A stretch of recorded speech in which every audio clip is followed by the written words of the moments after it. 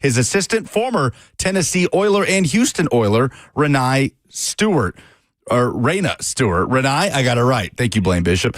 Luke Stalker has been promoted to tight ends coach of the Tennessee Titans. Tony Oden brought in as the cornerbacks coach. For all your foundation repairs and waterproofing needs, visit USSTN.com. Breaking news at once on your home for the Titans and Vols. This is 104.5 The Zone.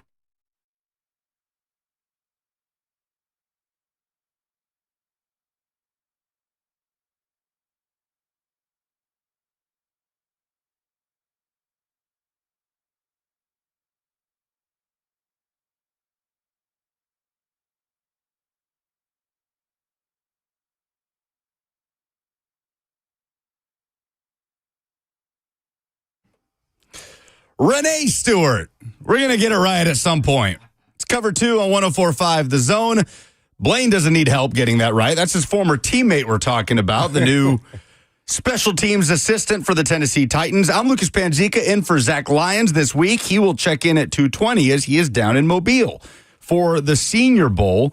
A lot to get to today. We've got a Super Bowl matchup for Super Bowl 59. We've got Titans coaching staff changes and front office additions reportedly coming down. Everything kind of being built out for what the Titans, at least front office and coaching staff, will look like for the 2025 season. And your old teammate, Reyna Stewart. Reyna Stewart. Comes over from Dallas where he was with John Fussell. What's up, Blaine? Hey, what's going on, man? Yeah. I was super excited for Reyna Stewart.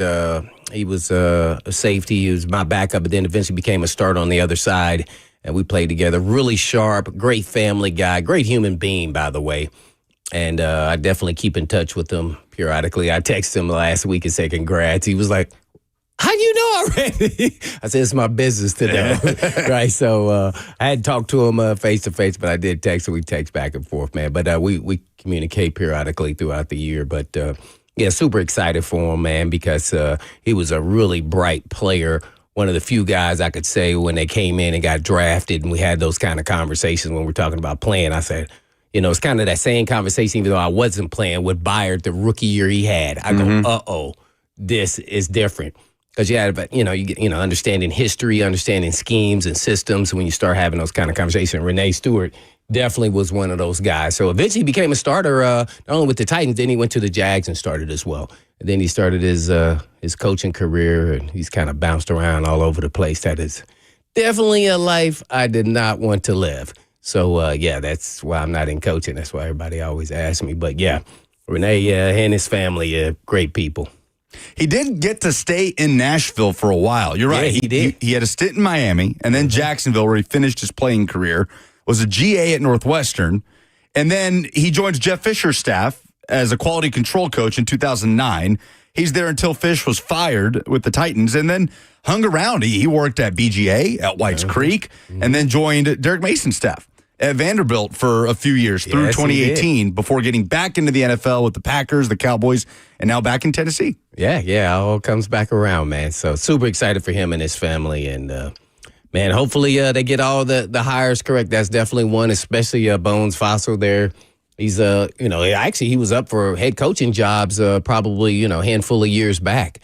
So he's got definitely respect around the National Football League, if you want to say that, especially in the special team. But even as a head coach, as I said before, Harbaugh was on the staff with the Eagles, and he had no head coaching experience, and he was a special team coach. And now look what he's done at the Ravens. So just never know where that leadership and head coach type of coach comes from. This is a guy highly acclaimed. So special teams, in my mind, are fixed at this point in time. It's all on players.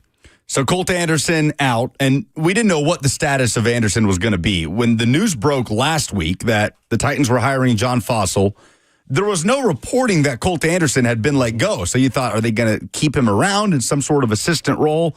Fussell will bring in Stewart, who was with him in Dallas, so he'll kind of have control over his own special team staff. Both Colt Anderson and Anthony Levine, who was Colt's assistant special teams coach, are out.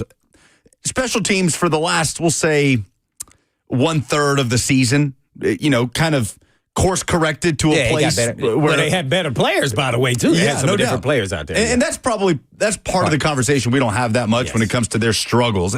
When roster cut day came down to the 53, they cut a lot of guys that built their careers here on special teams. Hassan Haskins being one of them. I think it was 2 weeks prior to roster cut day that Colt Anderson called Haskins a special teams demon. And then he's not kept on the roster. Julius Chestnut is, and they had all sorts of issues. But end of the day, Titans upgrade, right, in terms of resume and what these guys have done around the league. But it'll be interesting to see where Colt Anderson kind of goes from here after being thrown into the fire, so to speak, as a first-time special teams coordinator. Well, I'm sure he'll get an opportunity, whether it's in the pro colleges, as an assistant and work his way back up. I think he has a promising career, and it was always going to be a red flag for the organization with everybody having been the first at something. First-time head coach, first-time play call on offense, first-time play call on defense, first-time special teams coach. See, so you wanted to kind of filter out. It's just like your team. You want to make sure you have a good balance. It doesn't always work out perfect between veteran and young players. So that's when you hit it and hit the veteran players at their peaks and then have some great supporting cast with some younger players. That's when naturally, and then having a quarterback, then you kind of explode and you kind of go on a run there for some years and see how long you can hold on to that. And usually typically only runs about 3 or 4 years. So to max that out. So hopefully they get everything right, man. And they made some changes, not only there as coaches all across the board, but also upstairs. So hired some new pieces. To you talk about this all the time, the difficulty of getting guys to buy into playing special teams in the NFL after spending their whole career as the best player at whatever stop they were at. Yeah. What to you makes a good special teams coach in the NFL? Maybe not specific to John Fossil. I'm not sure how well you know him. But just in general to you, from a player's perspective, what makes a good special teams coach? Well, I think first and foremost, being the special team coach, you get to be one of the few individuals, besides the strength and conditioning coach, that gets to interact almost with every single player besides the quarterbacks. So to me, it's managing personalities, convince them that they have a real role on the team. And they have to buy into that role. Most players, as you mentioned, were always the stars. So, some players don't want to play special teams. They just get in the league and they don't, especially the high-profile guys. The guys that go in the first, second round. And I get it because most of them really probably never even played it. If they did, it was kind of spot play. So they get out there and they get in an environment where they're uncomfortable. And then they're unsuccessful, then they have to then kind of change who they are. So it was a lot easier for me being a late round pick to say, this is my market, this is how I'm going to make the team. So my mindset is totally different. Is this how I'm going to earn my spot? And then when I get an opportunity, I'm going to have to make the most of it if I get a chance to start through injuries or something like that. So the mindset is different for the higher priced, draft pick to the low price. Here's a good example. I remember talking to Keith Bullock his rookie year. And I said, hey, man, you're not running down on special team. What's going on, man? We sitting in the meeting next to each other, and I'm not on special team. KB goes, hey, man, I never played special teams. I said, what, you going to be playing special team this year? He says, yeah, I will be for a little bit, but not for long. And I go, what do you mean by that? He says, well, first of all, I'm going to figure out what's going on special teams when I'm running down on kickoff, because I got ear-holed the first game, and then I'm coming back the second game. That's not going to ever happen. So I'm going to make sure I understand the schemes and the blocking schemes of where guys are coming from. So, because I said, yeah, man, you're hiding behind somebody else right here. He said, yeah. I said, it looks like I'm not running hard, right? He said, yeah, because I'm figuring out who's blocking who, and then I'm going to jump out and I'm going to make the play. He said, so you keep watching, you're going to see eventually I'm going to start making the plays because I figured out what's going on out there. I said, uh-oh. I went straight to Eddie Robbins and said, one of you guys are going to get benched. And ultimately, they made a package just for KB and called it extra backer, and they took out one of the safeties. Now, see, that wasn't me. Yeah. And then they, he was just that good of a talent. So he had to still buy in. At some point, you have to buy in. And it didn't take him long. He just wanted to be on the field, but at the same time, he was like, but I'm going to be on the field. So that's what you're dealing with these really, superb, athletic, freaking nature type players. Other moves, Luke Stalker promoted from within. So obviously played here at the tail end of his career, played under Mike Vrabel. Solid player. Yeah. Was an assistant tight ends coach last year. Justin Outten on the way out. They don't extend his contract. His contract's up, and they promote Luke Stalker. So his first career position coach job in the NFL. After being the assistant tight ends coach, they go in-house there. And Tony Oden hired as the new cornerbacks coach and passing game coordinator. They let go of Chris Harris, who No, his contract was up. His contract was up. You're right. Okay. They do not retain. They don't extend Chris Harris. Thank you. And he had missed some stretches of the season. With some personal issues, right? He didn't travel with the team. I think it was to Miami. He was out of town. He wasn't even at the games. But they bring in Tony Oden, who is an experienced guy, 51. He's been at several stops across the NFL. Most recently, coaching Sauce Gardner and the Jets cornerbacks, where he was a senior defensive assistant. That Robert Saleh hired in 2021. Comes over from New York. So, is there any ties to him and Denard Wilson? At any point in time, do we know? Any connection? That's what I'm trying to figure out. Yeah, there's no overlap in Baltimore. So Tony Oden, before his time with the Jets, was at the 49ers. So worked under Saleh there as the secondary and cornerbacks coach in the 2020 season. He was in Miami in 2018 and 19 coaching safeties. Was Frank Bush there at that time? I'm trying to find a connect of someone on the staff, like who would know. Because that's typically how it works. Somebody knows somebody, but that's not always the case. It could be, They would have been together in Miami. They would have been, Frank Bush was the assistant head coach and linebackers coach in that 2018 season. That's what made me say Dolphins. Okay, Frank Bush. There had to be some familiarity coming into this coaching staff who the assistants have a lot of years in the league. When you say Jets, I go, oh, okay, Denard Wilson was with the Jets, but that wasn't at the same time, obviously. So that's probably maybe he came recommended. But you still have to get the job, and you got to, fulfill what the DC actually really wants to provide when you're interviewing. So obviously he did. So there you go. The offensive and defensive coordinators remain unchanged. A special teams coordinator, a move is made there. John Fossil comes in, Colt Anderson out, and that's your coaching staff for the Tennessee Titans in 2025. Oh, man. Are you excited about it? Look, the John Fossil move is clearly one that's been lauded across the league.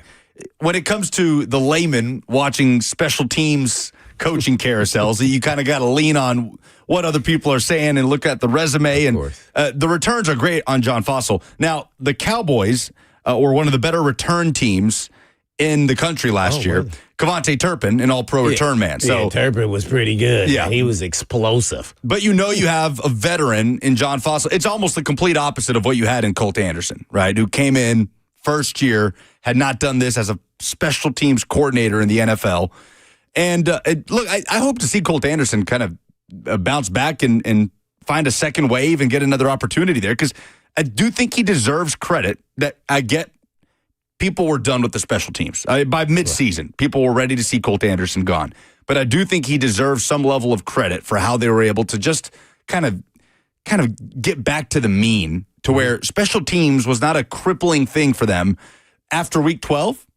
Right? Yeah, it didn't come up as a big issue. I do think he deserves credit for that. I agree with you completely. But obviously they upgrade at the post. Heads had to spin when you win only 3 games. So naturally, the GM and the special team, I think everybody kind of felt it was going to be one way or the other. So, and the special teams did really good after they kind of replaced some players, put some different guys out there. The last 5 games, I thought they were, played solid. Did that get them back to the mean? As you mentioned, they still at the bottom of the league because they started off so bad and had so many mistakes there. But it showed that he actually could coach. And to me, it shows another reason why I don't coach that. It was actually the players, for the most part, on some of those mistakes. And I'm going to say that about those plays early in the season. The Bears, we can kind of rekindle some of was it the Jets game where he got another pump up? Whatever games it was, back to back. And to me, those were individual players who didn't do their jobs. That wasn't coaching. You watched that. I played that position on the wing on punt. So, they didn't do a very good job. And they messed up. I think it was Chestnut one time, and I forget who else. Jack Gibbons, another one. The other time. So, both of those were individual players. So, eventually, once they got some headhunters out there who really love playing special teams, and then everybody was adjusting to the kickoff rule. That kind of destroyed them in the Detroit game. So, what was the counterpoint and everything else when you're coaching and they didn't have the answers? So, you thought that it was high possibility they wouldn't be back. So I hope all the coaches get an opportunity. Your first go-round, sometimes you get fired as a head coach. Your first time, look at Bill Belichick. Then the second go-round was smooth sailing, right? Oh, because he had the right quarterback, right? Tom Brady. Not Drew Bledsoe, who was my class. So, you say you don't lose your injury, you lose your job to injury. Coaches lose their job. They learn a lot of things moving up for their next job, whether you're one of the greatest of all time in Belichick or, Colt Anderson, who's going to get another opportunity, just stay in there, be an assistant, maybe even go down and do college, maybe be a special team coordinator in college and then kind of work his way back up. More moves being made in the Titans front office that we'll get to. But first, we have a Super Bowl matchup. We haven't even talked about it yet. It's a rematch of Super Bowl 57, Eagles and Chiefs in New Orleans in a couple weeks. And there was plenty of history made on championship weekend just yesterday in both the AFC and NFC. We'll talk about that coming up next. It's Cover 2 on 104.5 The Zone.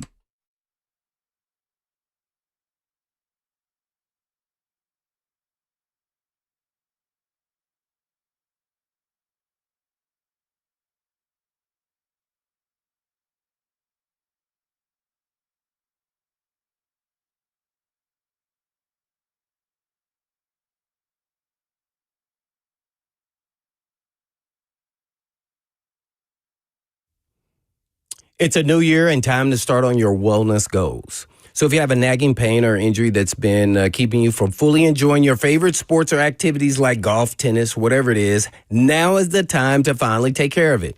And Edge Peptide and Hormone Therapy has multiple regenerative treatment options for treating, healing, and recovering from your injuries or pain. Edge has everything from PRP treatments to stem cell therapy. And Edge focuses on your body's natural ability to heal, and the ultimate goal is to always avoid surgery if possible.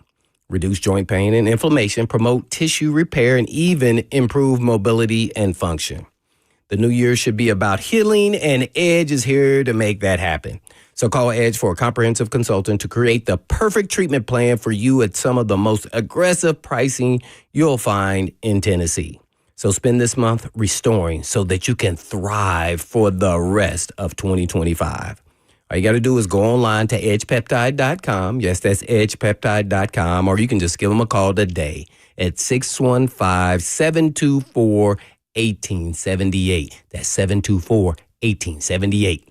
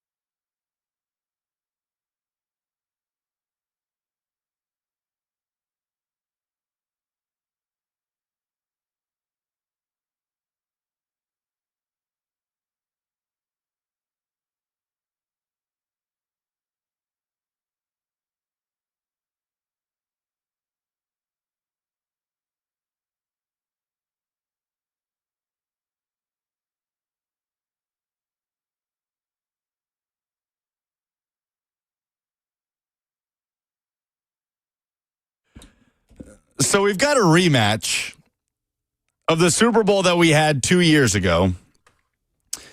You sound like you're not excited about this. I am excited about it. Jackson, are you excited about this?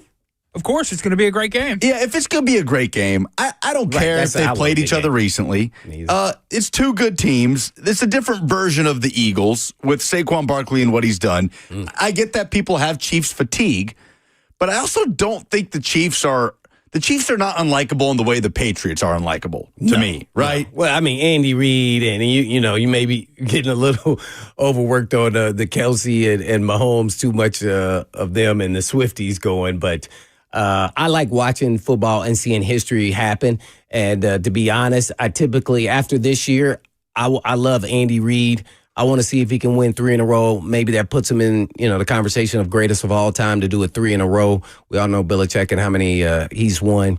But does that put him over top of him or just makes it kind of on an even playing field? But after this year, I definitely want to move on. I don't want to see I don't want to see 4. I can say that. So, yeah, I'm interested to see who wins. I'm, no dog in the hunt for either one, but I'd love to see Andy get 3 in a row. After that, it's up for me. So I'm getting a little fatigued on just the Chiefs and always the same team. I want to see different teams play or different teams win it. But the problem, Blaine, is all the things that have made the Chiefs what they are and have enabled the Chiefs to get to this Super Bowl and the 2 before that and the ones they reached before that remain true next year.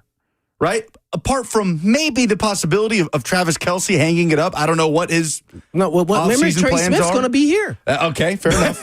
Maybe that's right, maybe that's the secret sauce then. The thing that because he is a free agent. You start dismantling. You take their players. That's fair. And look, they've got guys that are going into the final year that are on the final year of their rookie deal. I believe Trent McDuffie is on the final year of his rookie deal. Oh, I like him. So look, but they're just going to continue to have guys at value on those rookie contracts that are still contributing. Isaiah Pacheco and Kareem Hunt combined made about $2 million this year. Combined. Kareem Hunt, they called him off the couch, and he's producing for them in an AFC championship game. Andy Reid has not changed his philosophy one iota about the running. We had 5. Westbrook, Deuce Staley, Dorsey Levens, Buckhalter. Yeah, that's what I'm saying. He does exactly the same thing he's done in the past, even when he was in Philly. It doesn't change. Does it with receivers? Are no superstars. Who was the biggest superstar receiver in Philly when you played for the Eagles? Antonio Freeman was there from James Thrash. Todd Pinkston was the starters. Freddie Mitchell. Chad Lewis was the tight end. There you go. See, McNabb, quarterback. That's what I'm saying. This is what he does. And all of them were drafted players. All of them. Yeah. Yeah. Draft, develop, retain, right? Scheme. Yeah. Mm-hmm. But what's amazing is how they continued to win in the margins. Well, maybe he'll retire. I keep saying this is his last year. I don't know if it is or isn't. I'm just guessing. Talking about Kelce? No, I'm talking about Andy Reid. Oh, I don't know. Right, because you're at the top, right? So why would you leave? I don't know. It's so hard to see him slowing down anytime soon. Steve Spagnuolo's just doing his thing. He was my safeties coach. Yep. And I love that, and I communicate with him dearly. And man, and sometimes I was wondering, this whole season's like, hey man, well, Mahomes not playing well with the defense. That was early in the season, and then as season went along, the defense started kind of breaking down, and they understand the clutch gene because they are champions. They have the best guy, the quarterback. If he has the ball last, he's going to win. I actually was somewhat cheering for Josh Allen to win that game. I don't even know why. It's just because he did everything he could to win the game, Josh Allen, even on the throw that the guy dropped, Kincaid, that he should have caught it. Granted, it was a tough catch. Wasn't easy. But the way he threw it and with all his might to even just have a shot, man, I thought they were capable. Maybe the 4th down call. There was a lot of questionable calls, but I thought that main one, them not getting it on the 4th down, that series probably lost them the game. You got what you wanted out of that game, right? Did. Josh Allen with the ball, down 3 in Kansas City. Yeah. Wow. 17 straight wins in 1-score games, the Chiefs. It's an NFL record. Yeah. It's the way they continue to win in the margins. And, we made a big fuss, and it wasn't a good comment, about Rand Carthon talking to Nick Suss of the Tennessean after the Lions game, talking about how the ball hasn't bounced our way. And Brian Callahan's asked about it. And Callahan had a great answer about, look, the best teams in this league create their own look. Yes. If the Chiefs aren't just the definition of that, I don't know what is. Right, because they lost a fumble handoff. I mean, you're like, come on, Mahomes, what are you doing? They're, of course, the first team in this version of the NFL playoffs to lose the turnover battle and still win the game. They just continue to win in just the finest of margins. And here they are in another Super Bowl. Josh Allen now 0-4 against Pat Mahomes in the AFC Championship. And they just seem so inevitable. And they go up against an Eagles team that put up 55 points. It's the most points ever scored by one team in a championship game, in a conference championship game in the NFL. Really? So are the Eagles the unstoppable force here? Is Saquon Barkley the unstoppable force and the Chiefs' defense the immovable object in the Super Bowl? Like, what is going to be the biggest storyline of this Super Bowl, the biggest matchup that we look at going in? Man, well, we can't say Kelsey and Kelsey anymore.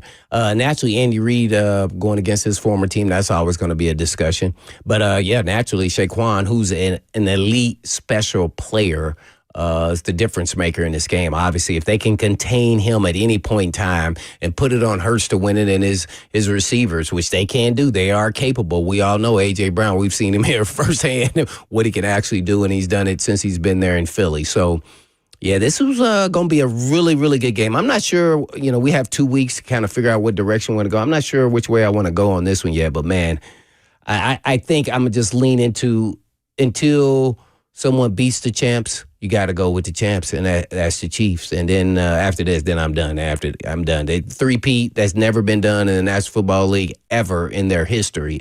At least I think that's what I've said.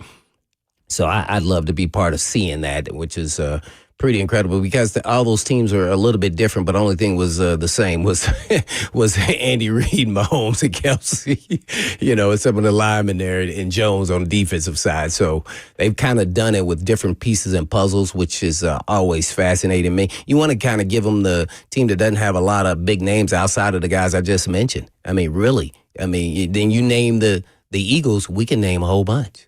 See that? So it's really fascinating how it shows you how you can actually build a team and build a supporting cast around an elite, exceptional quarterback who's going to go down. I love Tom Brady, but he's going to go down as the best of all time. If you look at the numbers and everything else based off of their first 7 years or so, it's a little bit different. So, and he said behind Alex Smith. So he's going to be the greatest of all time at some point in time, even if he doesn't probably win anymore. But I think he'll probably at least be in the hunt just because of who he is. So, yeah, this one's going to be a fun one. I'm hoping this goes down to the wire.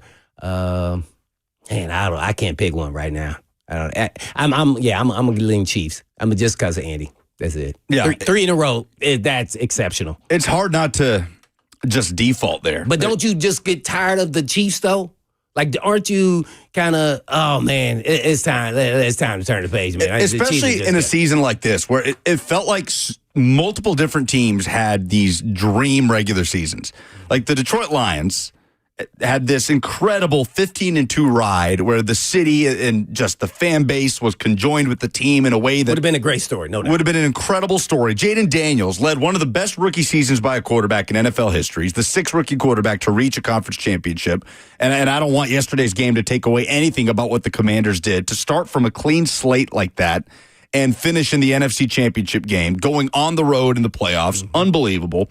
The Baltimore Ravens, the ride that they had with Derrick Henry and Lamar Jackson sharing a backfield, the Buffalo Bills, even the Minnesota Vikings had this unbelievable season where Sam Darnold is a finalist for Comeback Player of the Year. This felt like the year of all years to kind of debunk, or not debunk, but not even put an end to the Chiefs dynasty, because that's always going to be a dynasty as long as Pat Mahomes is playing quarterback and Andy Reid's on the sideline. But just to disrupt it a little bit and get this little change of pace, especially with the quarterback play at the top of the AFC. And it's just the inevitability of all inevitabilities that in a year where 5-6 teams had these incredible rides, we get a rematch from a Super Bowl that happened 2 years ago. Which was a close one, right? It was a great game. It came down to a holding call at the end, a defensive holding against the Eagles that helped the Chiefs win. Oh, yeah, I didn't like that call. It didn't go to overtime like the Niners game, the Niners and Chiefs last year did, but obviously the wrinkle that's added to this year's Super Bowl versus that one is Saquon Barkley. Blaine, 66 carries in these playoffs, 442 yards, and 5 touchdowns. He's averaging 6.7 yards per carry in the playoffs alone. And yesterday marked his 7th 60-plus yard rushing touchdown this season. Regular season and postseason combined. That's what I'm saying. They have the recipe. They have the passing game. They have the weapons. Goddard at tight end as well. We know who's on the outside. So, man, they can run the football, and they have a great offensive line. So they have the recipe to beat the Chiefs. I wouldn't be stunned at all if they beat them. I mean, if Hurts continues to get better. I know he came off the concussion. Last game, he did not look good. This game, he looked really good. So if he plays well, I think they probably win. I think they got it. They got enough because they can contain the clock and keep Mahomes and those guys on the sideline. And I think they got just enough on defense to cause issues. It's going to be a fascinating. I'm intrigued by the way. And the Eagles are going to have this little bit of edge you guys got us 2 years ago. And that little bit of edge could prompt, I don't know, but maybe them winning. Because Hurts, as much as he's not been in a Super Bowl but that one time, he is a calm, cool customer, even in that game that they lost. Man, it was parts of me. I thought he should have won MVP because, remember, he was rushing and throwing in that game. He looked pretty impressive in that game. It's going to be good. It depends on who handles this extra week off, by the way, too. How they manage all of that. You guys didn't get an extra week off. No, we did not. Can you talk about that? How insane was it to win the AFC Championship in Jacksonville, beat the Jags for the third time that year, a team that only lost 3 games, all 3 of them to you guys, and then to have to turn around and go to Atlanta and 7 days later be playing in the Super Bowl? Like, what was that week even like? It felt everything was rushed, and so naturally we put in all the, they did all the ticket stuff and everything on Monday, and then got that all out of the way, and hotels and everything else. Then they put the game plan in for the next 2 days, and then we were off to the races, headed to Atlanta. Lucky for us, it was a close flight, so it wasn't bad at all as far as that's concerned. And so the turnaround was real easy. You get on the ground and really kind of get back into your routine, but it was so hard not to because in that window also you had media obligations every day. So, especially all the, main players there. So that was always going to be a tough deal, but you managed through it. And, the excitement of playing the Super Bowl was, off the charts. And they had a little bit of a ice storm. It rained and then it turned into ice. And then I about bust my butt a couple of times, man, and out there walking around just from the hotel. Oh, man. Out getting off the bus. I'm not going to lie, man. That happened. That had to be scary in the moment. You got to be like, I got to be a real kid. You don't want to be knocked out of the game. Yeah, I'm like, oh, man, that was that horrible, man. If I fell down and broke my wrist or something. Oh, my goodness. God. So, yeah, it was quick turnaround. I don't even know how we really did it. Your head is just spinning the whole time because everything was going so fast. So you were trying to keep the focus on the focus, and that was, studying your opponent, which we had played before, the Rams. And we had a whole different game plan going to the second one. And I kept watching the film of the earlier in the year where we played them, I think week 6 or 4, whatever it was, and we beat them, and we weren't using that same game plan. And I was on defense, and I was like, man, I think we should. And we did not. They hit the greatest show on turf. Yeah. So they were moving the ball from 20 to 20. That was for sure. We were short a couple players, too, in the secondary, so that kind of hurt, too. What is Philadelphia like right now? I mean, you played there you ended your career they're there. insane like, right now. Did you see their fans are crazy now. They had to stop selling bottled water. I mean, they would stop games. People would be fighting in the stands, and they would stop the game. I mean, they are out there, man. I mean, like, way out there. Like, almost do not wear another opponent's jersey. Just don't do it. In the stadium. Matter of fact, don't even cheer for the other team. You liable, they liable to punch you. I'm just telling you. That's why I always laugh. They talk about city of brotherly love. There was not a brotherly love when you come in there, but they are going to get you, man. I love it, man. I mean, we were 13-3 when I was there. Andy Reid, the media there acted as though we were 3-13. Yeah. The fans did too. Every critical play. I can't even remember the teams we lost to. I'm like, what? It was different. Their fans, they demanded, the owner demands at Lurie to be a champion. There's no way around it. And just think, they got tired of Andy Reid just making it to the NFC Championship. He couldn't make it to the bowl or get the Super Bowl, get the Super Bowl win. And so they fired him for that. Just think about that. The expectations were elevated, and it's just off the charts. It's really unheard of to me. Like, man, dang. Especially for a franchise that at that time had never won a Super Bowl. Right? They didn't until they had won some NFL championships, right? But in the Super Bowl era, it took until that Nick Foles team with Doug Peterson to win the Super Bowl. So for a city and a franchise, there is a level of respect I have of a city and a franchise carrying itself like that, where that is the expectation, where it feels like anything short is a failure. Yet the Eagles have one Super Bowl trophy. Yeah. And that's why I think A.J. Brown's reading a book on the sideline. As much as I disagree with it, I think he's trying to relieve stress, to be honest, during a game. Because ultimately, when you're getting paid $30-something million, a year to play football, they there say, well, you only caught 3 balls. You only got targeted 5 times. Well, why didn't you catch more? Did they shut you down? That's all comes with that package. He goes, no, I'm going to just relax. Because if not, he goes after quarterback. The quarterback then, he messes up in his head. Hey, man, I'm open. Throw me the ball. Well, eventually they will get you the ball because they know what you represent, and then especially in critical situations. So I think that's what he's really doing, trying to settle his own stressors down necessarily in the game and reading a book and trying to cause distraction to what's really going on. I saw this last week. Nick Sirianni is the 3rd head coach to reach 2 Super Bowls in his first 4 seasons. Remember now, they were going to want him fired in week 5. Week 5. I mean, they're 2-2 this season. They had just lost to the Bucs. They had gone down to Tampa. They lost by multiple scores, 33-16. Oh, man. Nick Sirianni's jawing with fans in the stands, he's getting held back by players. And the next thing you know, they rattle off this 10-11 game win streak. Saquon Barkley has one of the best single seasons by a running back we've ever seen. Unbelievable. And now Nick Sirianni's the 3rd head coach to reach 2 Super Bowls in his first 4 seasons. He joins Joe Gibbs and Mike Tomlin on that list. Wow. It's pretty good company. But what's the feeling in Philly going to be on Nick Sirianni if they lose? They're going to try to get him out of there. It's insane, but you're right. It's absolutely insane. The relationship between coaches and fan base, it's more fascinating in Philadelphia in the NFL, I think, than anywhere in the country. Yeah. I lived in the museum district, and I saw that they were all hanging out over there. People were posted, and they had it lit up green, and chanting all the Eagle stuff. They have this in between of kind of the college spirit to them with the Eagles at the pro level that is taking it to warp speed to a whole nother planet. That's how they are.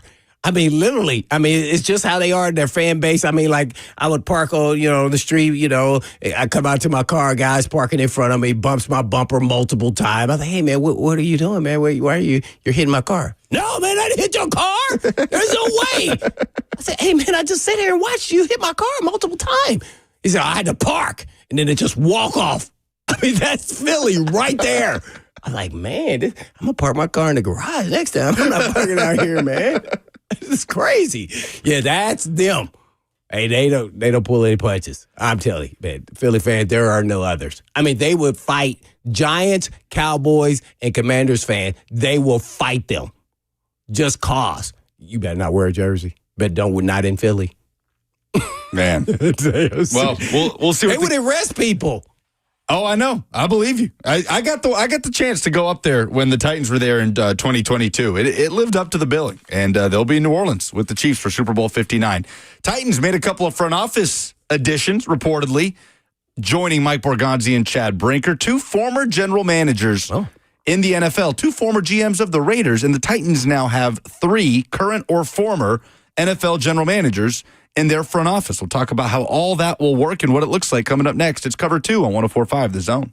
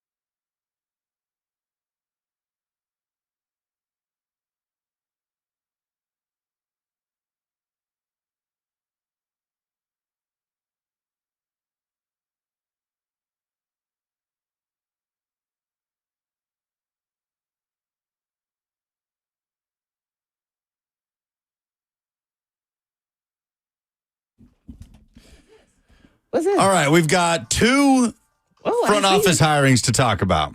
Blaine approves as the bumper. A little Dua Lipa coming back here. That. Yeah. Do. It's cover 2 on 104.5 The Zone. Zach Lyons is on the way to Mobile. I don't know if he's arrived yet to go to the Senior Bowl. He'll be there all week. They'll be putting out F-Words pod throughout the course of the week. He'll do some various check-ins. Yeah, so I heard he's checking in today at 2:20, right? he's going to check in at 2:20, just kind of a Senior Bowl preview, because it's really interesting, especially at the quarterback position, that the top 2 guys in this draft are not going to be in Mobile. So it feels like there's room for mobility for that QB3 spot, right, to kind of work his way up the boards. And that quarterback could very well be in Mobile because neither Cam Ward nor Shedeur Sanders will be down there. Now, the Titans are down there. Mike Borgonzi, who has been at Shrine Bowl with Brian Callahan, they met with Shedeur Sanders extensively last week. But reportedly, the Titans are bringing in 2 new faces to the front office, 2 former Raiders GMs to the front office.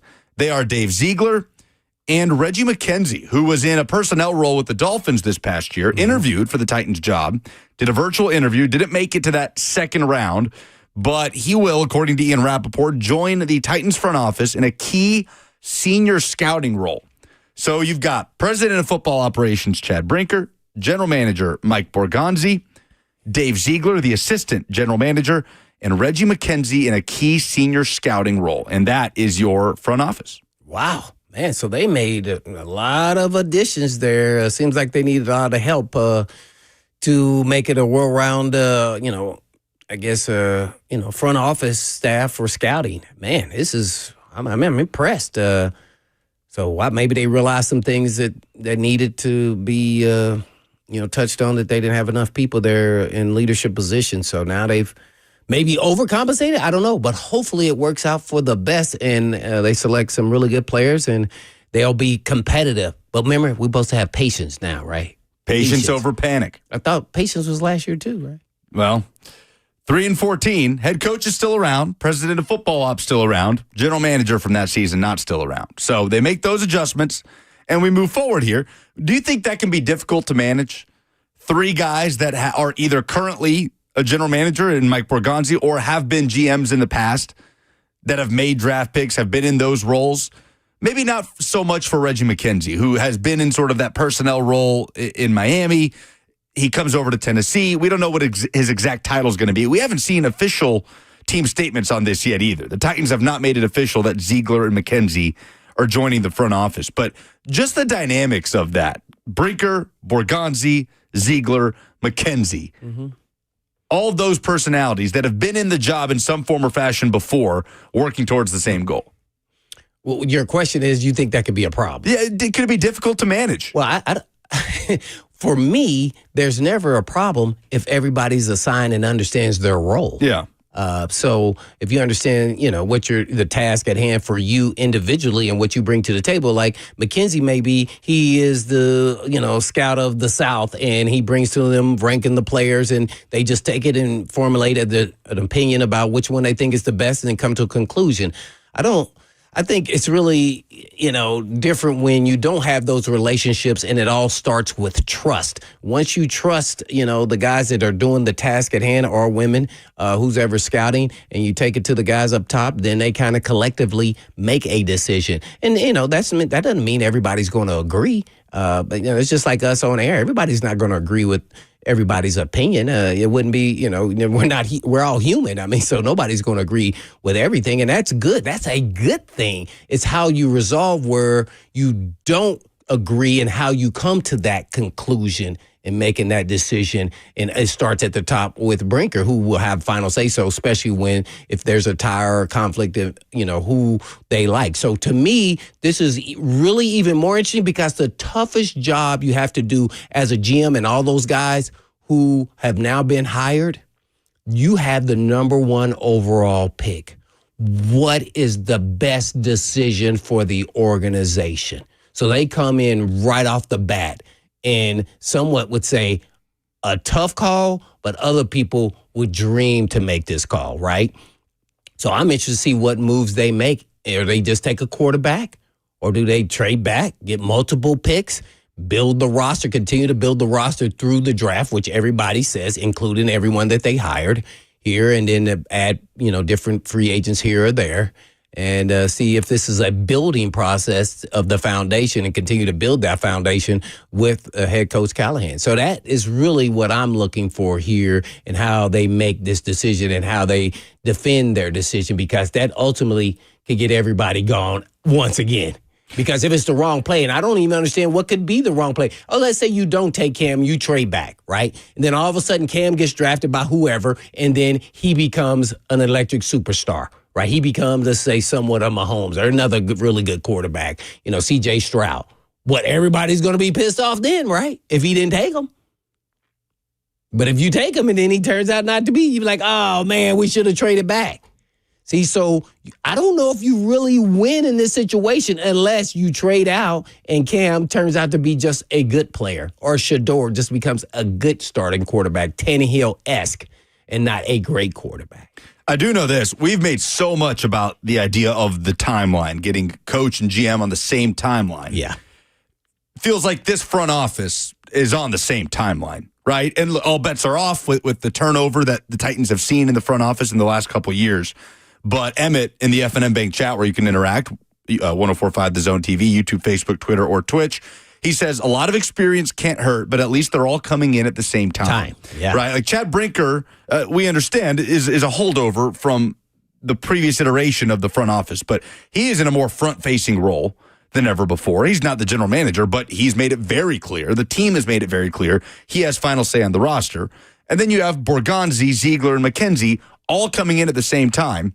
It might not mean that the head coach is on the same timeline as the front office, but it feels like this collection of people that we have in charge of the football decisions surely are all on the same timeline here, right? Oh, yeah, I would say so. You would think so anyway, and that they have a lot of experience. And so there should be no misstep. So there is no, this is first time being a GM, which is Bergonzi, but he's got people around him that have a lot of experience that were GMs, and they probably understand how to work together. So communication is always key, and trust. So I think that's what happens. No different in coaching. You hire guys that you trust and then understand their roles and what they need to do, and you trust them. So I'm hoping that it all works. I just want them to get this all out the way. In a couple years now, we are ready to go in that, because I made my prediction that we're going to go to the Super Bowl and win it this time when we go in the new stadium. So I want to make sure I'm right on that. I was the first one to call that, by the way. Nobody else said that.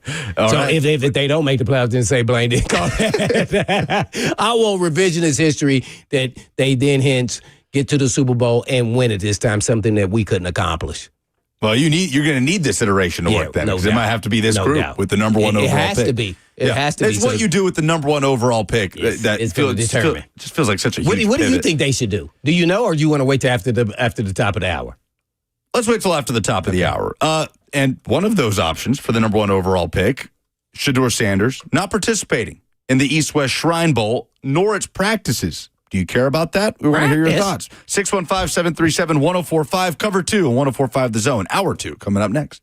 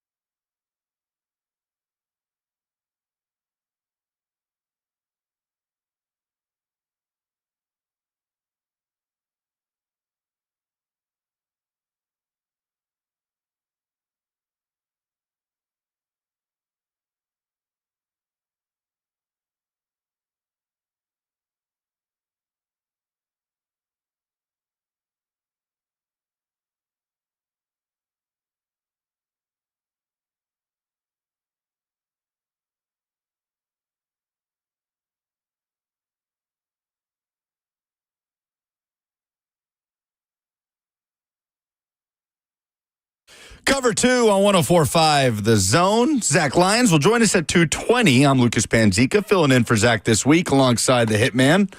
Blaine Bishop with you until 3 o'clock. Zach going to Senior Bowl along with Stoney Keeley, F Words Pod, and he'll do a check-in periodically throughout the course of the week.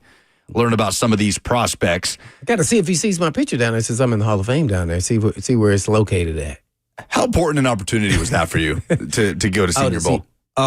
Coming out from Ball State? Yeah, right. Fantastic opportunity. How did you learn that you got the invite to Senior Bowl? While I was at the Blue Gray, which doesn't exist now, it's the Blue Gray game. I got invited that first day there to the Senior Bowl, as well as the Combine. So obviously, whatever I did there opened up a lot of doors, but. When I got to the Senior Bowl, it was, at that time it was 2-a-days and practiced real hard. That was the year Alabama wanted the national championship in 92. At Gene Stallings. So in 93, we're at the Senior Bowl. I think coaching staff was Ted Marchibroda, maybe. I can't remember. It was the coach. I think it was he was the head coach. So I was perturbed after that whole process that the coach didn't draft me. Because they got to see me straight hands on. I was playing cornerback, by the way, the whole entire time. That was when George Teague made that great play and keep in touch with him here and there. But they had half the roster was Alabama players. Yeah. We had Glassick at running back. We had Odin at tackle. We had Corey and Copeland, which they didn't even practice at all. So, it was vital for me just to the missile was one of the receivers, Quadri Ishmael. Who played for the Ravens. So it was a great experience for me and get to showcase my talent. And that's kind of how I looked at it. And my confidence was growing throughout the whole process, not just at the Senior Bowl, but just getting invited to Blue Gray, the Senior Bowl, and then the Combine. And so, at that time, you didn't have social media and you didn't have as much TV and games on TV. So all the games that you're watching, you're looking at all these guys who potentially going to be in the NFL where, Ball State at the time didn't even have MAC action on Thursdays. Mm-hmm. So it's something about, I think I belong. But then there's something else when you say, I know I belong because I went against the guy. Yeah. I went against the guys. And so that kind of was the final piece of the puzzle that gave me the confidence and the wherewithal to believe that I am an NFL player and I'm just as good as guys from the national championship Alabama Crimson Tide. And that really was the turning point for me, really, to see it in faith. Because I was, going against guys that they, say we were supposed to be, great NFL players as well, or really good ones and great, college players. So that really, it did a lot for me. Yeah. So it was as much about showing yourself the proof of concept as it was showing scouts and coaches. Yeah, no doubt. That's kind of who my makeup, that's who I am. I wasn't a big talker. So I was always about, okay, well, I got invited. Now it's time to go to work to showcase that I belong there first and foremost, and then show that I would rise to the top. Because until you go against those kind of talents, do you continually rise? If not, then you stay stagnant and then they rise. So I wanted to see every day I got better and I got improved and my confidence just skyrocketed. It really did. So when you were going through that process, you needed those opportunities to help build up not just your confidence, but obviously to show what you had. When you look at prospects like Shedeur Sanders or a Cam Ward, where obviously, their tape speaks for itself, that they're going to be first-round draft picks. Cam Ward's not going to the Senior Bowl. Shedeur Sanders is at East-West Shrine, but he hasn't participated in practices. He's not playing in the game. He met with the Titans extensively last week, met with the Giants and Browns as well. But he says he may not throw at the Combine. He doesn't know. So how do you kind of process that when players of that caliber that are going to be highly drafted go the route of doing less and not more? Well, there's the old school of thought. A lot of people like, these guys should be working out. And then it's kind of this whole modern era over the last, 10 years or so where most of those guys don't work out. I would love to see them at least practice a little bit there at the East-West Shrine. I don't think that hurts. I don't think hopefully you don't get hurt. I think that's the whole question. You don't want to get hurt, but you always want to control the environment, especially when you're talking about a high pick. So you want to do it at your own workouts where it's scripted and you know exactly what's going to happen. That way it kind of elevates you, because the NFL is set to break you down and try to find all the negative parts of your game. So if you continue to expose yourself, everybody has a weakness to their game. I don't care what position you play and how good you are, even his dad, Dion. So, I think that's what they're trying to protect. But, so you're there just to do interviews. That's really the question, them get to know you personally, especially for the quarterback. That is very relevant. I just love to say you're there, but then I want to see you at least practice. You don't have to play in the game for me. It's more about practice. That's what the Senior Bowl is about. Everybody thinks it's about the game. It's actually the practices that matter the most if you talk to, most of the people in the scouting departments, because they get to see you day in and day out and then see how you respond to most of them are gone by the time the game rolls around. Right, exactly. Yeah. See, so, so I'd love to see him work out, but I understand how the process works. And for him, it's not a big deal for me. Not at quarterback, anyway. Well, when I think of the combine, for example, I think of the players that have created the most upward movement for themselves. Mm-hmm. I think of Anthony Richardson and John Ross, the Washington receiver, right, that broke the 40 record, drafted by the Bengals. And I feel like more often than not, a prospect whose draft stock goes up because of a performance at the combine typically doesn't live up to where he was drafted, right? Like Anthony Richardson's combine performance got everybody so insanely high on his athleticism, but it didn't change his tape one iota, right? It probably helped him become a top 5 pick, but his play on the field has been a lot more reflective of what he showed in college on the tape than what he showed surrounded by cones in Lucas Oil Stadium. Yeah. So maybe I just have kind of this jaded feeling about the combine in the way that it inflates prospects needlessly for things that don't directly apply to what's actually going to happen when the lights come on and when the pads come on. But I understand why it's important. Mm-hmm. I do. I get it. And I think both of these quarterbacks are going to crush the interview process. Yeah. Just when I hear Shedeur Sanders talk, you hear a guy that's just so used to the spotlight, that's poised, and just feels like he's been coached, right? He knows every challenge he's going to have to get through in these next few months. Yeah, I completely agree with you about the combine and everything else that you said there, except that only difference is the viewpoint for the guy who's trying to move up the board, not the guys who were first-round prospects, and now they move up in the first round. Those are definitely beneficial at the combine. But then the guys who are at the bottom, who are trying to move up into the draft prospect, or even move up to higher in the draft from, let's say 6th round to, second round or third round. Maybe they missed something. Typically, your eyes in the sky, that's what they say there in the scouting department, never lies to you. So don't get caught up into a 40-yard dash or someone who comes up with a bazooka arm and shows you something, because then you need to just go back and watch the tape. And the tape, if it doesn't tell you, then that's not who he is. And it's a game in and game out. So believe the tape. I always love watching the tape because the tape tells you everything you need to know. Now, are some of these guys freak of nature athletes, but did it show up on tape?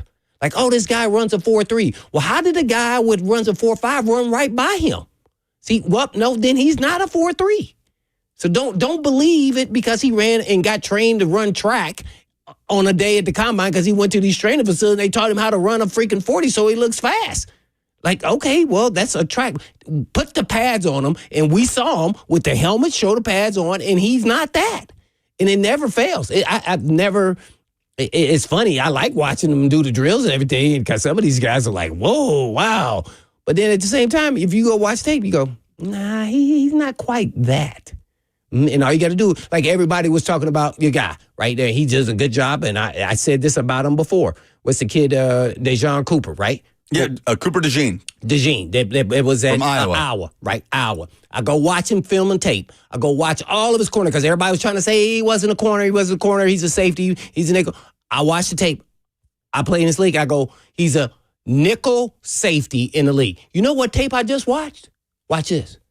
What tape would you go watch of a team that he would play to tell you if he's a corner? Oh, I'd want to watch his tape against Ohio State, against Michigan. That's exactly what I did. And I watched every game he played versus Ohio State. And I saw those receivers go, because I know those receivers are NFL players. And sometimes he did good, but naturally he was an aggressive-natured, great tackler. He could run. He was a great runner. But if he was going to be a real good player, nickel and safety was going to be the shout and not cornerback because it exposed him when he got it had to go on a foot race. Those guys had another gear, and he didn't have that gear. And guess what it reminded me of? Myself. Because I go, oh, that's why I wasn't a corner in the league. See, they got another gear. When that ball get in the air, and everybody go, dang, man, he pulled away. They got another gear. They go get it. Where you may be already at top speed. So as soon as I saw that, and it was pretty consistent on like post routes, but he was a really smart player. So he didn't expose himself as much as you would think would have happened. But when it did happen, you could see it. And I go, he can do it if he played in a cover 2 scheme mostly. But if he has to play man-to-man, down in and down out, I would say he's not going to be good enough to be every game. He's going to get exposed. So I would say I put him at nickel. And that's exactly what they've done. Well, and it's part of the challenge in evaluating Ward and Sanders with the defenses they went up against this year. There's a ton of tape on those guys. Yeah. They've played a ton of football. But with Shedeur Sanders, you're going back to Jackson State. The best defense he faced this year, BYU, maybe. And Miami wasn't going up against top 5, top 10 defenses in the ACC all year. So it's just an interesting wrinkle as part of the evaluation. Yeah, it is tough. That you take into account, yeah.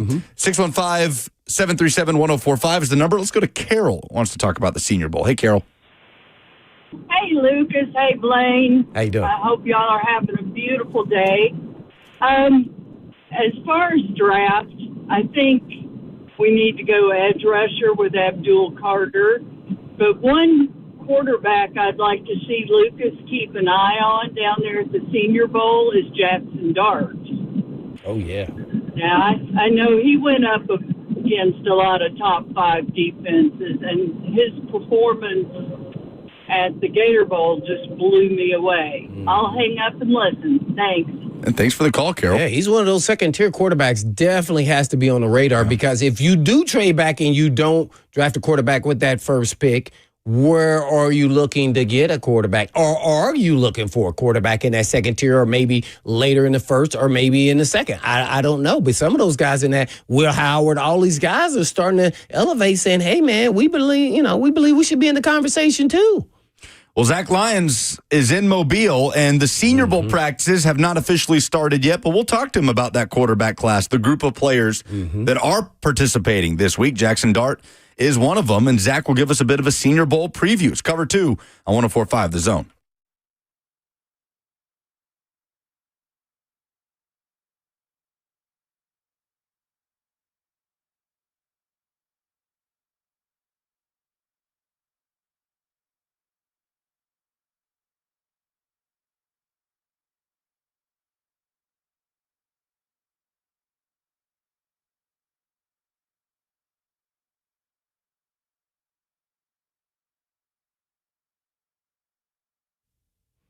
For many of you who have lived here a long time, you already know Eurofix has been in Middle Tennessee area for your European car repair needs now for 26 years.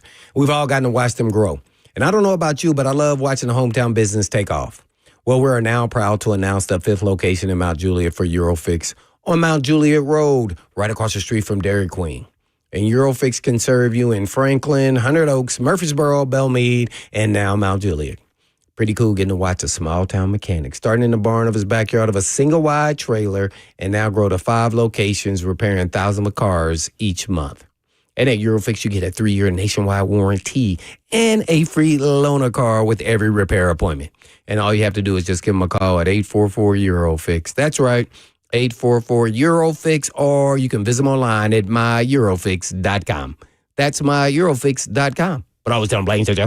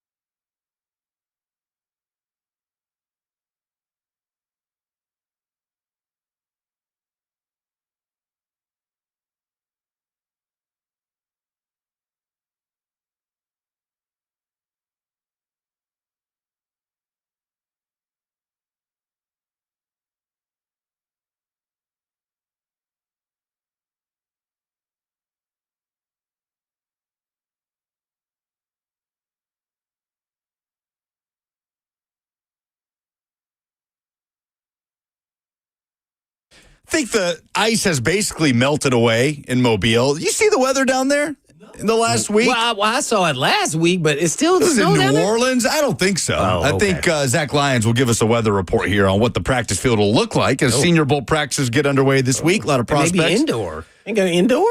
I don't know. Let's find out. Zach Lyons, the actual host of Cover 2 with Blaine Bishop, joins us over the phone. Hello, Zachary. Hello, I'm 150 miles outside of Mobile right now. We just started hitting some rain, actually. So Okay. we'll see how that goes. Of course, I'm in a Lions Ford Explorer. That's who's brought us down, sponsorship, and, of course, Mark Spain. So I had to get that out of the way. Last time I waited to the very end on Ramon, Kayla, and Will. So, I got to be a little bit better than that this time. Oh, you got your man Stoney with you, man. You got to promote the show, man. What's going on? Yeah, So I got Stoney in here, so we're going to be doing Football and Other Efforts live 6 p.m. Monday through Friday. And then on after the game, we'll go live about an hour after the game is over from the press box, giving out all of our information. So wherever you watch, Zone TV, wherever you get your 104.5 The Zone podcast is where you can see that. Also, also follow us on Twitter, at @TheZachLyons, @StoneyKeeley. Because we'll be doing practice updates and all that kind of stuff as well. Okay. Well, before we start with all the Senior Bowl, just kind of give us your, overall view of the championship games, if you watched them or if you had time or chance to watch them. Give us a little, update on your thoughts on the teams that won and what are you thinking about the Super Bowl? The Linsanity run of the Commanders kind of went out the window, I guess. With all the turnovers.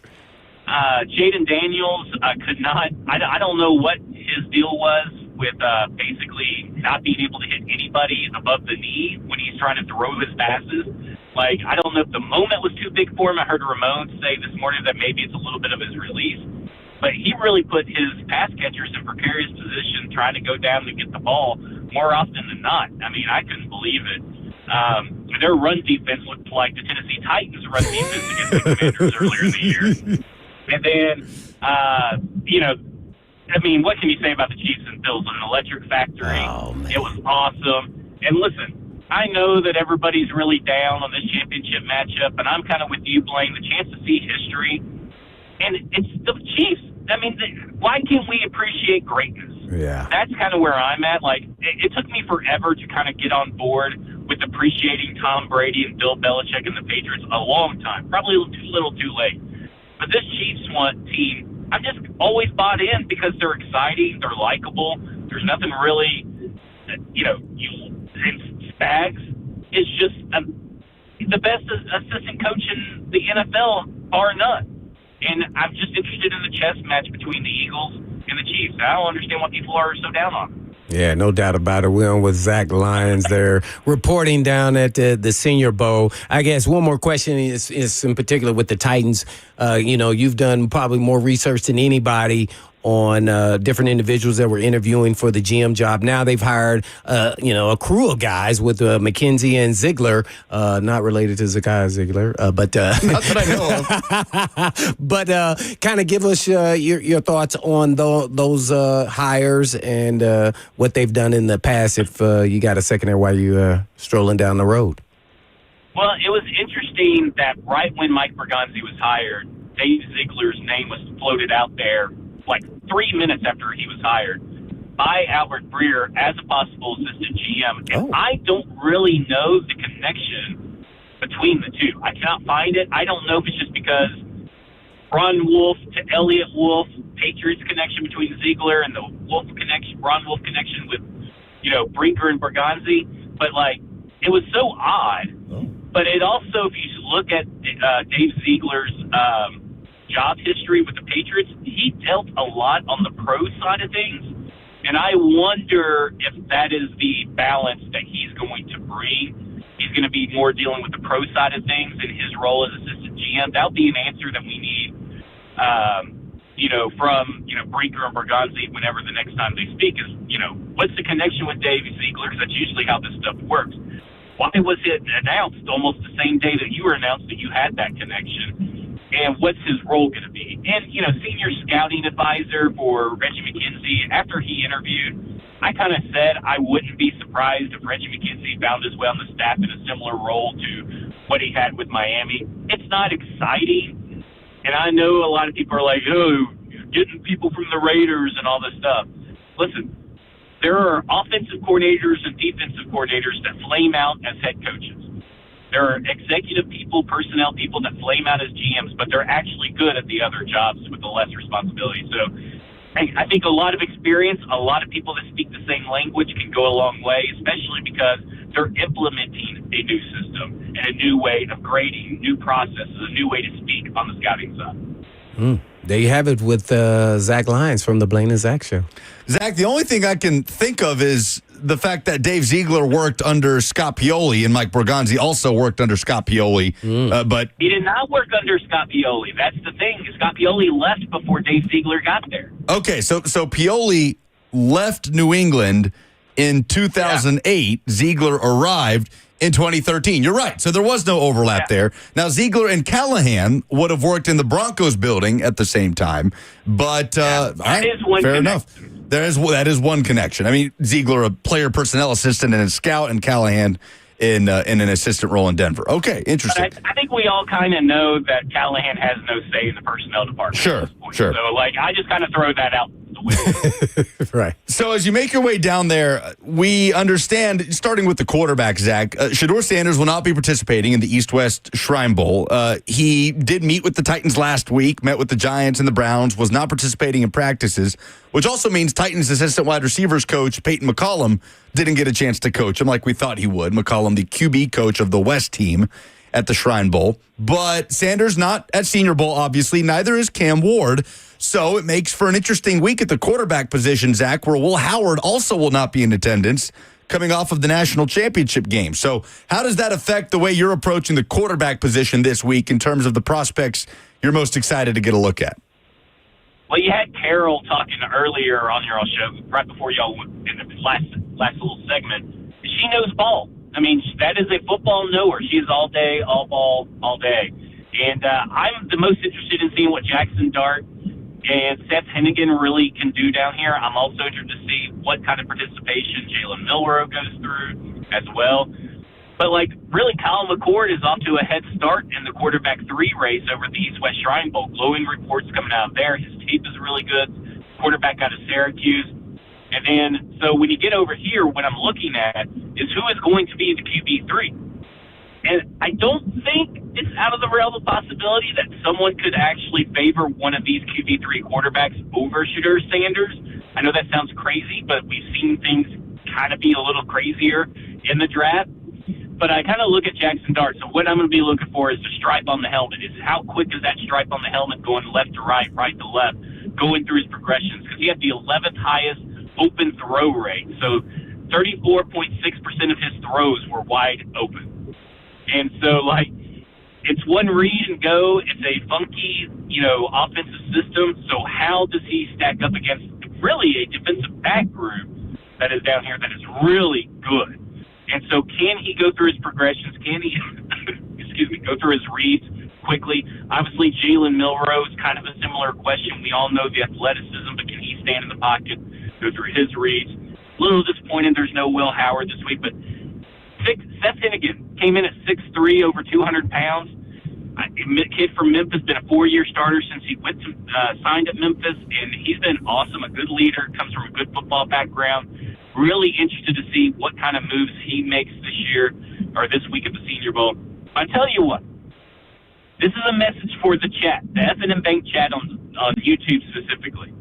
When I get back, I better not hear one person bring up the name Dylan Gabriel in that chat. That dude came in at 5'10", 5'10" and 207 pounds. That guy is a running back.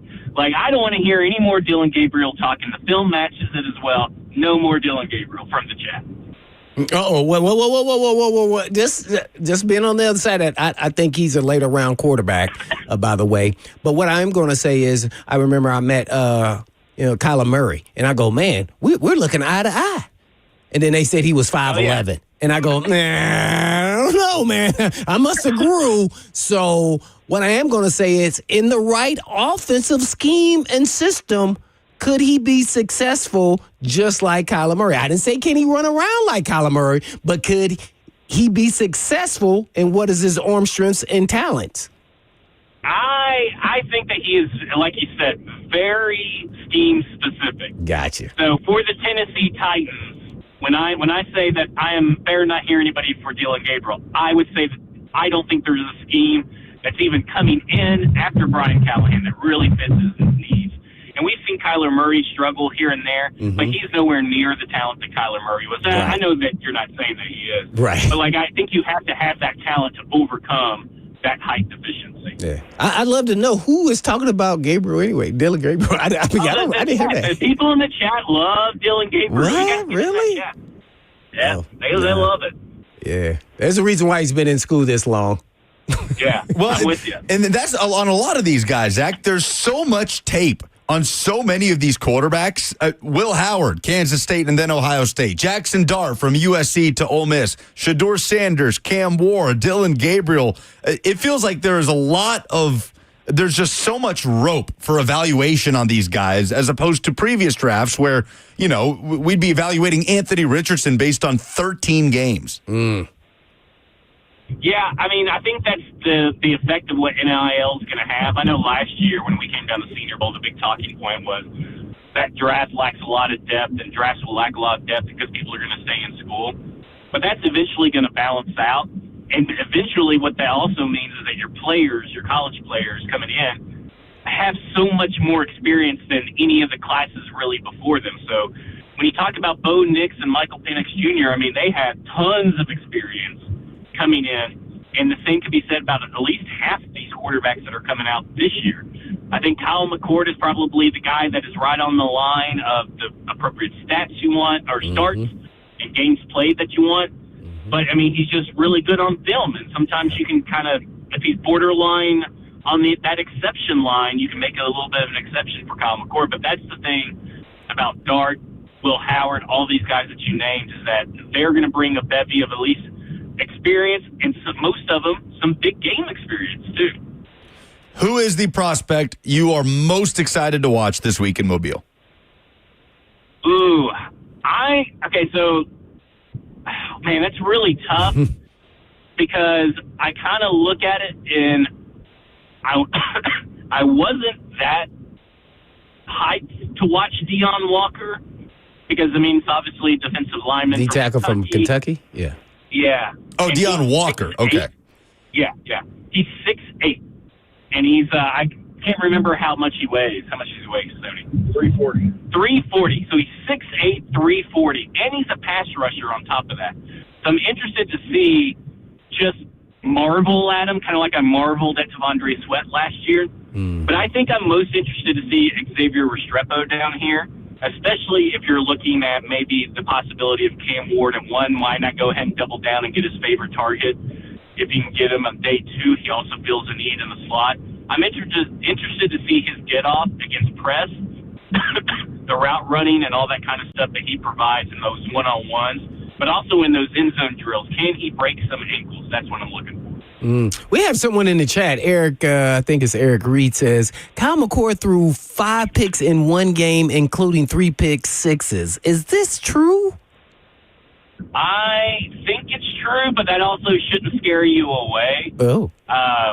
Because, you're still talking about it. He's a high-volume passer. Uh-huh. So those kind of things, when you're passing the ball at that high rate, may happen. It was against Pitt, by the way. Judge everybody. You just can't judge everybody by their worst game. Right, of course That doesn't not. mean that you just throw the game out, of your evaluation. But you can't judge everybody by their worst game, or nobody's going to get drafted.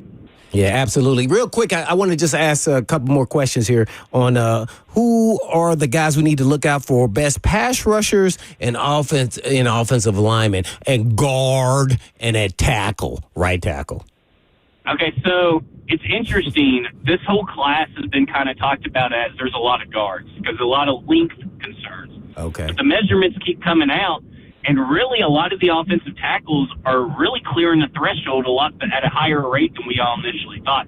Ariante Easley, Anthony Belton, Josh Connerly, Jonah son of a and I totally messed that up, from Arizona, the tackle out of Arizona. He played both sides at Arizona. They would even switch him in the middle of the game to left tackle to right tackle to left tackle to right tackle. Oh, wow. So there's a lot of guys down here that actually cleared. The one guy I was kind of disappointed in was Wyatt Millham, the tackle out of West Virginia. He came in at 32 and 5/8 in his arm length, and that's way below the threshold that you really want. So I think they'll be playing at guard. But the guy I'm most interested in, and if you're like me, I talked about him a few times on our show, Anthony Belton. Anthony Belton is a beast, and he is the complete. He's a tackle out of North Carolina State, and he is the complete opposite in terms of mentality from India. Like Dr. Jekyll, Mr. Hyde, opposite. He wants to put people in the dirt every chance he gets. I love it. He came in with amazing measurables. He's got the right height. Came in at 340 to 360, I think, in weight, and he cleared by far. I think he's got one of the longer tackle arms in this class so far.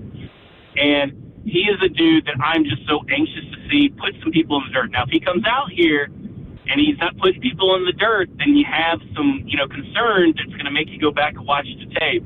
But that is a guy right there, Anthony Belton, that has me just locked in. I am locked in on some Anthony Belton this week. Oh, wow. As far as pass rusher goes, Princely, the kid out of Ole Miss that was a transfer from Florida, he has the third highest pass rush win rate in this class. Oh, wow. And this is a terrible class to try to learn names and pronounce names, not a pronunciation guy. Donovan Izuraku from Boston College, 21 tackle for losses.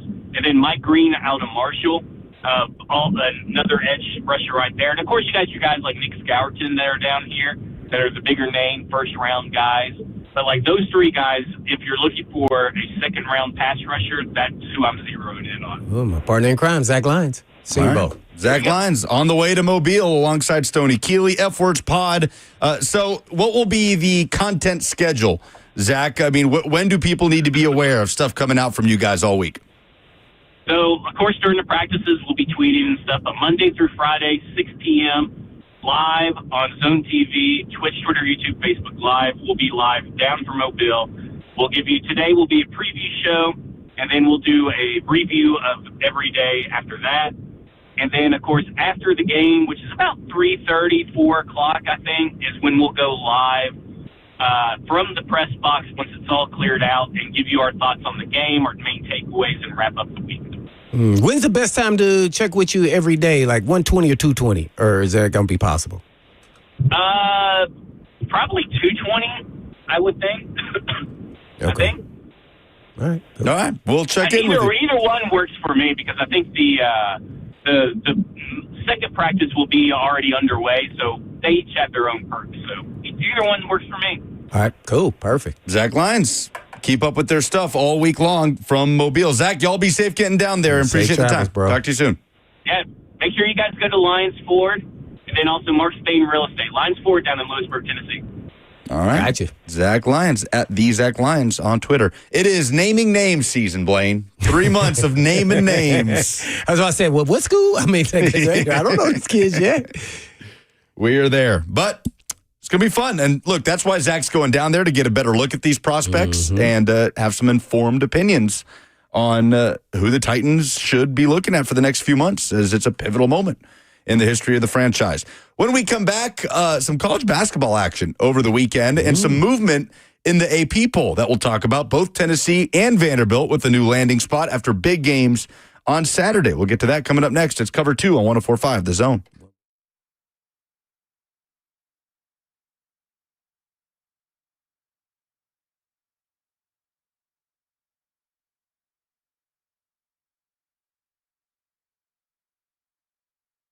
It's a new year and time to start on your wellness goals. So if you have a nagging pain or injury that's been keeping you from fully enjoying your favorite sports or activities like golf, tennis, whatever it is, now is the time to finally take care of it.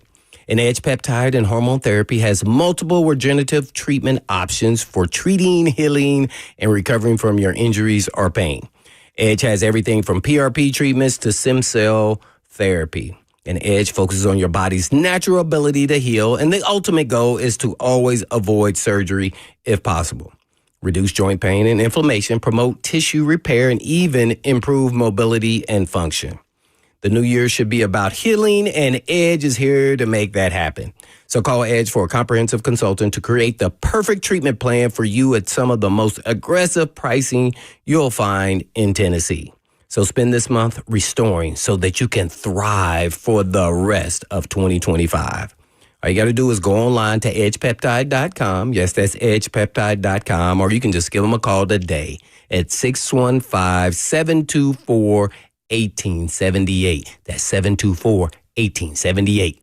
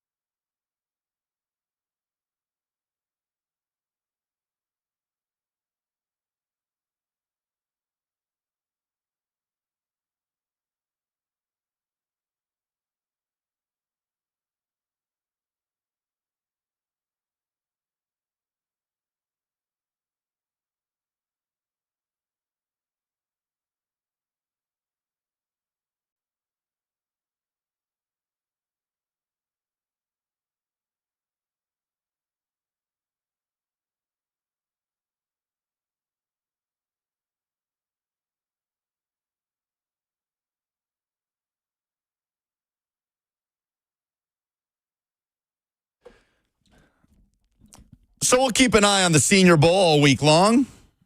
Practices will start. Zach Lyons will check in periodically. Coach Mack tomorrow at 2:20. Yeah, they'll be down there too. Whole gang. Rhett Bryan, Amy Wells, Ramon Foster, Ashley Farrell, Titans Radio, live and in person. So we'll hear from Coach Mack tomorrow. Also tomorrow, pretty big game happening in Knoxville. Kentucky going to Thompson Bowling Arena. Tennessee trying to bounce back from a loss at number 1 Auburn that came down to the wire on Saturday night. College game day on hand, 53-51 the final. And look, Tennessee got the game that it wanted. I mean, it dragged Auburn into the mud. Auburn, man, it's so much I almost fell asleep. 22-20 at halftime. 22-20 at halftime. Oh, my stuff. gosh. This is like 1990s basketball, man. What are we doing here? Where are the threes, Jackson? I want to see some points. 7 combined three-pointers in this game. Man. Yeah, neither team shot better than 18% from beyond the arc. So that's the game that favored great Tennessee. Defensive effort. No, I'm not in it for watching defenses, by the way. No. No. But look, Janai Broome, game time decision, ankle injury, 33 minutes, 16 points, 13 boards, 4 blocks. I mean, he was Janai Broome. Well, he and was it was still the gimpy. difference. And you wonder if Bruce Pearl would have liked to play him a little less. But in a game of that magnitude, as good as the SEC is, and we talk about it, Saturday was a wild day in the SEC. Did you see what Texas did, storming back down 22 against A&M to come back and win? It's been so topsy-turvy this year. They're going to get about like 13 teams in the tournament, you think? It feels that way right now. And Andy on their little run. Auburn's sitting here at 6-0 in conference play. So they have a massive head start for the SEC regular season title. Tennessee 4-3 in league play, and they dropped 2 spots to number 8 in the AP poll. But yeah, man, Vandy's the story on Saturday. And I didn't see any of that. $500K racked up now in court storming fines for Vanderbilt just in the last few months. Hey, I think that deservedly so. I mean, man, worth every penny. Yeah, worth every penny. And I love good for them, man. I love what Mark Byington, Vandy's head coach, had to say after the game. That he wants to get Vandy back to a place where they're not storming the court after beating a top 10 Kentucky, because it's just what they do, right? And what he has done in flipping that program in 1 year. And I don't want to talk about this while ignoring what Shea Ralph has done with the women's program. Now, she's had a couple of years now to build that up, but both Vanderbilt men's and women's basketball have cracked the top 25 for the first time since 2011. So Memorial Magic back? So Memorial Magic is back. Is it too soon? I don't think it's too soon. I think Memorial Magic is fully back. 6-0 run for Vandy to end that game, beating Kentucky, and just a few days after they knocked off Tennessee in Memorial Gym. With the late heroics there, the block at the rim of Chaz Lanier. So that was pretty good, man. So let's talk about the real issue. What is going on with Tennessee? Frontline scoring was what Rick Barnes talked about after the game, and it's true. Tennessee did not get enough scoring at the rim. That great defensive effort in this game, and it had to be that. I don't think Tennessee could have gotten into a shootout, an up and down 88-85 game with Auburn. But man, much funner to watch, though. Much funner to watch. It would have been more entertaining. but I think Auburn would have been the team more. Their playing style more conducive to pulling away in that environment. Tennessee dragged them into the exact type of game they wanted. Only 11 points out of the trio of Okpara, Milicic, and Cade Phillips. So just not enough scoring in the post. Rick Barnes pointed to that after the game. But look, I didn't walk away feeling any worse about Tennessee. I liked the defensive effort that kind of dipped a little bit in the week prior. But they're 0-3 on the road, 1-3 on the road in conference play so far. And Tennessee has not won at Auburn in basketball since 2017, since I was in college. So Bruce Pearl kind of has Rick Barnes' number, especially on the Plains. But now Tennessee turns around to host a Kentucky team whose number Rick Barnes has had, but with John Calipari. Yeah. So we get the first Mark Pope, Rick Barnes matchup of the Tennessee-Kentucky rivalry tomorrow night. No doubt about it. But I have to ask you, what do you think Rick Barnes' philosophy is in the regular season? And the reason why I ask that is because their bench is getting shorter and shorter, and Ziegler played almost the entire game. Or if not, did he? I don't remember. 39 minutes. Yeah, like, how long do you think he can continue to do that? And then now going into the tournament at some point, we're talking about the NCAA tournament because they are that good. I mean, you can't keep playing guys these kind of minutes. And you're actually, I'm going to say this. It's not forfeiting to win. I would have been playing other guys for rotational pieces to see if I can trust them in real NCAA tournament games. And this is where you do it in the regular season, where I think he's a little more focused on, I got to win. You know this team is good. Now you got to find some roles to help y'all go as far as you can. So I kind of look at it a little differently. I get it. You want to win the game, but at the same point, you got to be able to start gaining a little more trust in some of the other players. And I don't know if they have those players or he's already lost trust in them, but the signs say that you don't because you're not playing them. And, man, if you shorten your bench already like this now, man, I can't imagine a tournament. I mean, you're not even going to put anybody in. Especially in these big games, Blaine, you're right. I mean, against Auburn, Bishop Boswell got 1 minute off the bench. Darlin Stone Dubar, that's given them a spark in SEC play, got 1 minute off the bench. Otherwise, And then they drew up a play for him off the bench after 1 minute. Just imagine this. A quarterback comes in for one play to throw the ball down up a deep shot. Right. Yeah. And then, I mean, come on, man. I'm like, you're actually not helping them. Cade Phillips got 14 minutes off the bench. Jordan Gainey got 25 minutes off the bench. They combined for 9 points. I do think there is a depth issue with this team, especially at point guard. Now, 2 people transfer, right? Like, so I don't know how much they were playing, right? Or not playing. Oh, in terms of Tennessee's bench players? Yes. Or did someone transfer? Dubar is a transfer from Hofstra. No, not in. I'm talking about left right before. Oh, yeah. Well, yes. Tennessee. Yeah. So JP Estrella gets hurt out for the season before it even gets started. Cam Carr transfers now. He's announced to Baylor. So they took some hits that they weren't anticipating. But how much were they going to be playing? Right. And I think Cam Carr would be helping this team. And that was it seemed like a pretty mystifying thing, not just for Rick Barnes, but for Tennessee players, that he hit the portal midseason. Didn't even really have the ability. He can't join Baylor midseason. So it was kind of a strange deal. He would be helping this team right now because you got significant minutes from 2 guys off the bench on Saturday. We've seen what happens and how disjointed this offense can get when Zakai Ziegler has to go to the bench for an extended period. Well, whether and it's that's a foul whole other trouble, issue. I know he's been there longest, but he's not the guy supposed to be taking a lot of shots. Chaz Lanier's going to have to step up to, as Barnes said, to what he's getting paid to do. Yeah. He's got to do it. So you also have to follow that up, though, in your belief in him, too, at the same time. Now, I know it's on him, but I don't even okay, how do you think he is defensively, Chaz Lanier? Improving. Okay, improving. How do you compare him to Dalton Knecht in his defense? Dalton Knecht wasn't a great defender either. No. See? I mean, and that was a big reason why Knecht came to Knoxville but the way Knecht could take over a game in a way that Lanier cannot take over. But we're not talking about. I didn't ask about offense. It's obviously Knecht is a better player, and I've said that numerous times. But at the same time, if you are paying somebody, you must support them in a way that I think he's not used to. And what I say that is when he goes through some slumps and stuff, he needs your support because if you don't give it to him, he's not going to be there for you to put those points up because you have trouble with putting the ball in the basket. To me, you should be pushing also other guys who had already been there, Meshack, guys like that, to say you need to elevate your game because you want to improve so you can get ready for the NBA. Athletically, you're there. I want to see. I remember he said he hit the most threes all off season. Well, where is it? We haven't seen him shoot them. So that's all for talking the offseason. Yeah. Everybody needs to hang their hats, and then maybe Chaz can be. But there's never going to be another Dalton Knecht. That's just not going to happen. No. He's a jump shooter, spot-up shooter. Boom. That's who he is. So everybody else has to do the penetrate, and you dish it out to him, he'll knock him down.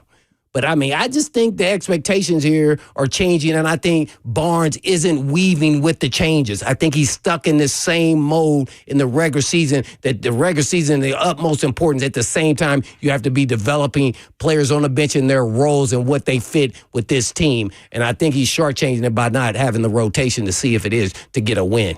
And he ended up not getting a win. See if they can dip into the bench tomorrow night against Kentucky. Lady Vols with a big one tonight against number 2 South Carolina. And we've got a lot of Senior Bowl to talk throughout the course of the week. We'll be back at it tomorrow, 1 o'clock, Cover 2, presented by All Four Seasons Garage Doors right here on 104.5 The Zone. But in the meantime, in between time, peace.